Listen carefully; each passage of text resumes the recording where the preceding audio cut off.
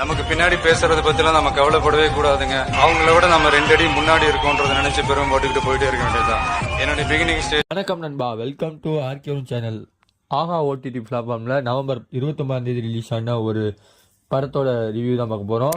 ஷா படத்தோட ரிவ்யூ தான் இந்த வீடியோ ரிவ்யூவில் பார்க்க போகிறோம். அதுக்கு முன்னாடி நம்ம சேனலில் இப்போ தான் முதல் வந்தீங்கன்னா மறக்காமல் கீழே இருக்க red colour subscribe button அமைக்குங்க.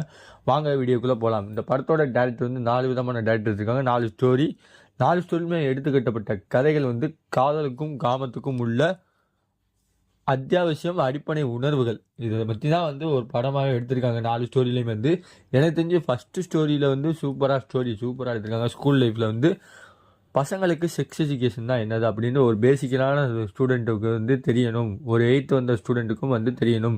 Good touch bad touch என்னன்னு தெரியணும் அப்படின்ற ஒரு ஸ்டோரி வந்து சூப்பராக நம்ம டேரக்டர் ஒரு பக்கம் மூவ் பண்ணியிருப்பாங்க. அந்த ஸ்டோரி வந்து எனக்கு எக்ஸலண்ட்டாக பிடிச்சிருந்துச்சு.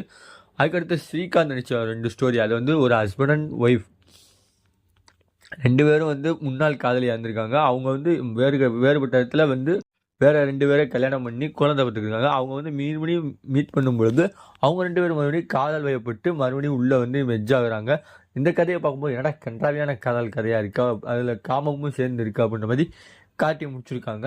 அடுத்தபடியாக பார்த்தீங்கன்னா நம்ம சோனியா அகர்வா வந்து ஒரு கதையில் வருவாங்க. அவங்க வந்து தன்னுடைய ஃபாரினில் ஆர்மிக்காக போன புருஷன் வந்து காணாமல் போன புருஷனால ஸ்கூல் ஃப்ரெண்டான அவங்க கூட ஒரு டைப் ஆகணும் அப்படின்னு சொல்லி அவங்களுடைய மறுபடியும் மீட்டப் ஆகி மீட் பண்ணி உள்ளே வராங்க. மறுபடியும் அதை மீட் பண்ணி உள்ளே வந்தாலும் அவங்கள வந்து மறுபடியும் வந்து இந்த மாதிரி இயக்கத்துக்காகவும் தன்னுடைய கணவர் இல்லாத குறையக்காக தீக்கிறதுக்காகவும் வந்து அவங்க 2 பேரும் வந்து பேட்சப் ஆவாங்க.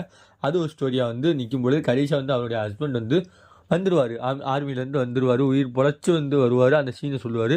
அப்போ அந்த மனுஷனுக்கு எவ்வளோ வேதனை இருக்கும்ன்றதை ஒரு டேரக்டர் வந்து அந்த இடத்துல உணர்வுகளை சூப்பராக சொல்லியிருப்பார். 4வது ஸ்டோரி பார்த்திங்கன்னா, தனக்காக தன்னுடைய ஐஏஎஸ் படிக்கிற ஒரு பையன் வந்து தனக்கு வேலை பார்க்குற பொண்ணு மூலமாக வந்து ஒரு காதல் வயப்பட்டு அந்த காதல் வயப்பட்ட பொண்ணுக்காக ஏங்கி இருக்கும்போது அந்த பொண்ணு கூட வந்து ஒரு லக்ஸ்ட்டை வந்து ஏற்பட்டுக்கிறதுனால ஒரு ஸ்டோரியை வச்சு சூப்பராக முடிச்சிருப்பாங்க. இதுதாங்க படத்தோட ஸ்டோரியே. வந்து ஓப்பனாக சொன்னால் இதுதான் ஸ்டோரியே. எனக்கு தெரிஞ்ச ஃபஸ்ட்டு ஸ்டோரி மட்டும்தான், ஸ்கூலில் வந்து நடக்கிற ஸ்டோரி மட்டும்தான் சூப்பர் ஸ்டோரி. மற்ற 3 ஸ்டோரியுமே வந்து அடல்ட் கண்டென்ட்டாக இருந்தாலுமே இந்த ஸ்டோரியில் வந்து பார்க்கவே கூடாத அளவுக்கு தமிழ் சினிமாவில் வந்து சொசைட்டியில் வந்து திணிக்கிறாங்க. அதாவது ஒரு காலத்தில் வந்து பார்த்தா லவ், பேசினா லவ், கண்ணை பார்த்தவனாலே லவ் வந்துருப்பாங்க. அப்புறம் வந்து கல்யாணம் பண்ணிட்டு ஓடி போய் கல்யாணம் பண்ணுறது தான் ஒரு ஃபேமஸ் ஆச்சு தமிழ் சினிமாவில்.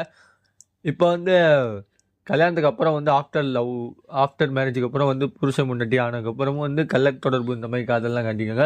இப்போ வந்து அதே ஜேர்னலில் வந்து இதே மாதிரி ஒரு சொசைட்டியில் வந்து இந்த மாதிரி கதைகளை கொண்டு வந்து அடுத்த கட்ட மூவுக்கு தமிழ் சினிமா காட்டிலும் அதாவது இந்தியாவில் இருக்க சொசைட்டி மக்களை வந்து அப்படியே மூவ் பண்ணி ஜென்ரேட் பண்ணி மாற்றி விடுற மாதிரி எனக்கு தோணுது. இந்த கதையை பார்க்கும்போது எனக்கு அப்படி தான் தோணுச்சு. இந்த கதையை ஏன்டா பார்த்தோன்ற அளவுக்கு தோணுற அளவுக்கு தான் ஸ்டாரு.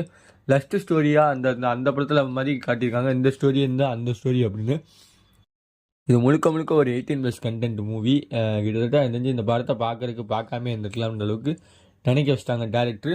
மியூசிக் டைரக்டராக வந்து நம்ம சுந்தரமூர்த்தி அவருடைய மியூசிக் டைரக்டராக வந்திருக்காரு. இந்த படத்தோட ஸ்டோரி ரைட்டர் யாருன்னு பார்த்தீங்கன்னா பவித்ரா ஆதித்யா, மோகன்தாஸ், ஹரிஷ், கார்த்திகேயன். இவங்க 4 பேரும் 4 டைரக்ஷனில் தான் அந்த படத்தை எடுத்திருக்காங்க. சினிமாட்டோகிராஃபி எழிலரசு, கார்த்திக் முத்துக்குமார், மருதாய் நாயகம், மகேஷ் ராமகிருஷ்ணா. அவங்க தான் ஸ்க்ரீன் ப்ளே பண்ணியிருக்காங்க 4 ஸ்டோரிக்குமே, 4 விதமான ஸ்டோரிக்கும். எடிட்டர் ராம்கோபால், ராகுல், சத்யநாராயணன். உங்களுடைய எடிட்டிங் திறமை வந்து எந்த இடத்துலையுமே படத்தில் குறைய சொல்ல முடியாது. ஏன்னா வந்து படம் வந்து கிட்டத்தட்ட 2.25 மணி நேரம் 2.5 மணி நேரம் தான் வருது. ஒவ்வொரு படமுமே கிட்டத்தட்ட 1/2 மணி நேரத்துக்கு முழுக்க கதைகள் மட்டும்தான் வந்து 1/2 மணி நேரத்துக்கு ஒரு மேலே வருது. அதனால் இந்த படத்தில் வந்து பெருசாக வந்து உங்களுடைய ஸ்க்ரீன் ப்ளேவும் ஸ்டோரி வைஸ் வந்து ஒஸ்ட்டுன்னு சொல்ல முடியாது. அது ஸ்டோரி வந்து ஃபஸ்ட்டு ஸ்டோரி வந்து சொசைட்டிக்கு ரொம்ப இம்பார்ட்டன்ட்டு. மித்த பேலன்ஸ் இருக்க 3 ஸ்டோரி வந்து எடுக்காமே இருந்திருக்கலாம். அந்தளவுக்கு இம்பார்ட்டனே இல்லாமல் இருந்திருக்கு. மேலவே வந்து இந்த படத்தில் வந்து அவங்களுடைய சினிமாட்டோகிராஃபி அண்ட் சவுண்ட் டிசைனிங், மற்ற ஆர்ட் ஒர்க்கு, உங்களுடைய நடிப்பு இதெல்லாம் வந்து சூப்பராகவே நம்மளுக்கு ஒர்க் அவுட் பண்ணி கொடுத்துருக்காங்க. அது படத்தை பார்த்தாலே உங்களுக்கு புரிஞ்சிருக்கும். மேலவே வந்து இந்த படம் ஓடிடியில் தமிழ் டப்பில் தான் இருக்குது. ஆனால் வந்து 18+ கண்டென்ட் ஃபேமிலியாக பார்க்கும்போது அடி வாங்கி தனியாக பாருங்கள். எதாக இருந்தாலும் இந்த படத்துக்கு ஆர்கேவன் சேனல் ரேட்டிங் பார்த்தீங்கன்னா 5க்கு 2 தான் தருவேன். அடுத்த ஒரு வீடியோ சந்திக்கிற வரை உங்களிடம் விடைபெறுவது உங்கள் ஆர்கேவன். By viewers.